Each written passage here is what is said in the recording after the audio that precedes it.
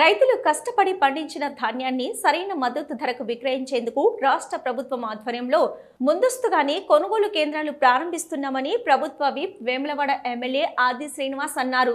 వేములవాడ పట్టణ పరిధిలోని బాలనగర్, వేములవాడ రూరల్ మండలం, చెక్కపల్లి, మల్లారం గ్రామాలలో ఫ్యాక్స్ ఆధ్వర్యంలో వరి ధాన్యం కొనుగోలు కేంద్రాలను ప్రభుత్వ విప్ జిల్లా గ్రంథాలయ చైర్మన్ నాగుల సత్యనారాయణ, అదనపు కలెక్టర్ ఖీమా నాయక్తో కలిసి బుధవారం ప్రారంభించారు. ఈ సందర్భంగా ప్రభుత్వ విప్ మాట్లాడుతూ రైతులు పండించిన పంటలకు మద్దతు ధర ఇస్తూ కొనుగోలు చేస్తున్నామని వివరించారు.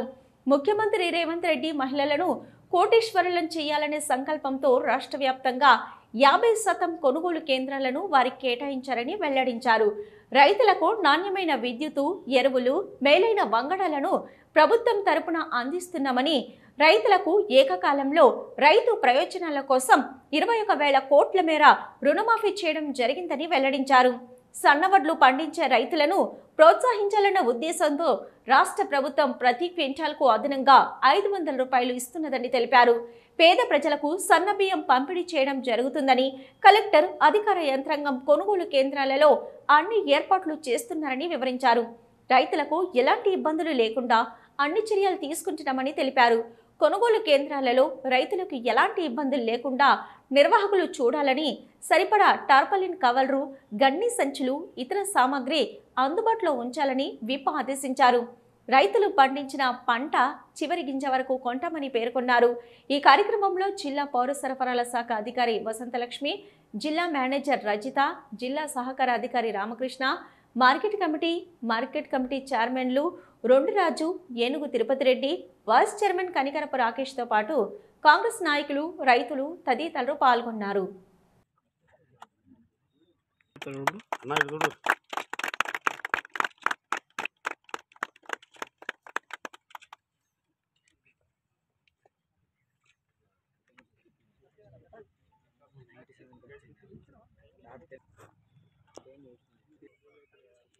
నిన్నటి వరకు ఒక 40 సెంటర్లు ఓపెన్ చేసినాము.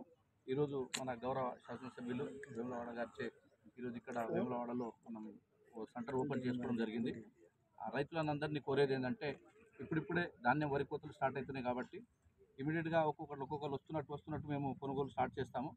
వరి కోతలు ఒక్కసారి అగ్రికల్చర్ వాళ్ళకు మేము టోకన్లు ఇచ్చాము. టోకన్ల వారీగా వస్తే బాగుంటుందని, ఒకటేసారి ఇక్కడ ప్లేస్ కూడా తక్కువ ఉంది. ఒకటేసారి మొత్తం వరి కోతలు చేసుకొని ఇక్కడ తీసుకురావడం వలన, పచ్చివి తీసుకురావడం వలన కొంచెం ఇబ్బంది అయ్యే అవకాశం ఉంటుంది.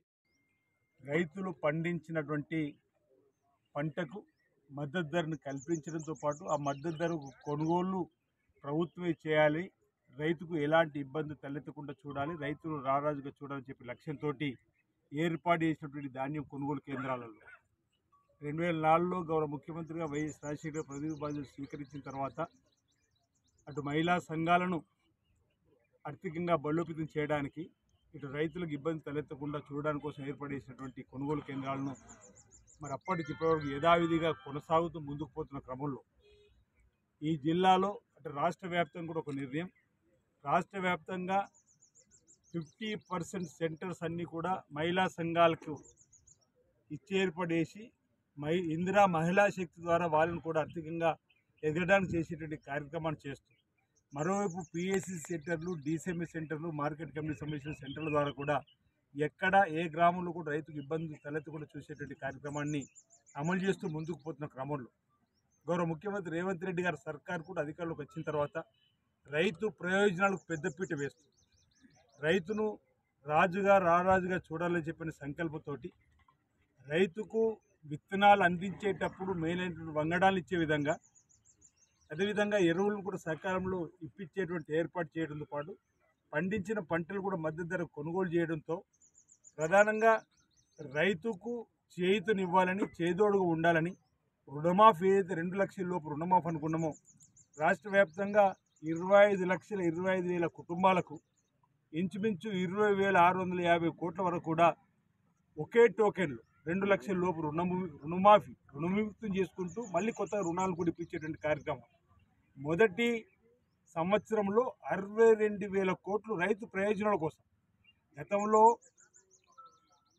వడగళ్ల వర్షం పడితే కూడా ఇబ్బందికరమైన పరిస్థితి ఎదుర్కొనే రైతుల నుంచి ఈ ప్రభుత్వం వచ్చినాక రేవంత్ రెడ్డి గారు ఎకరాకు 10,000 ఇచ్చేటువంటి కార్యక్రమం కానీ, ఈ విధంగా అనేక కార్యక్రమాలు, సన్నవడ్లకు కూడా బోనస్ను 500 రూపాయలకి ఇచ్చే కార్యక్రమం. గత కొనుగోలు కేంద్రాల్లో ఇంచుమించు 1200 పైచిలుకు కోట్లను సన్నపు వడ్లు పండించిన వారికి మనం బోనస్ ఇచ్చినాం. ఈరోజు ప్రతి రేషన్ కార్డు కూడా సన్నబియ్యం వేయాలని చెప్పినట్టు సంకల్పం. అంటే రైతుకు ఒక భరోసాను కల్పించిన వాళ్ళు, మీ పంట సన్నపు వడ్లు పండిస్తే ఈ ప్రభుత్వం కొనుగోలు చేస్తుంది, మాకు 500 బోనస్ వస్తుందని చెప్పిన ఒక నమ్మకం కూడా కుదిరే విధంగా ఈ నెల నుంచి పేద ఇళ్లలోకి రేషన్ బియ్యం ఏదైతుందో మనం సన్నపు బియ్యాన్ని కూడా పంపిణీ చేస్తూ ఉన్నాం.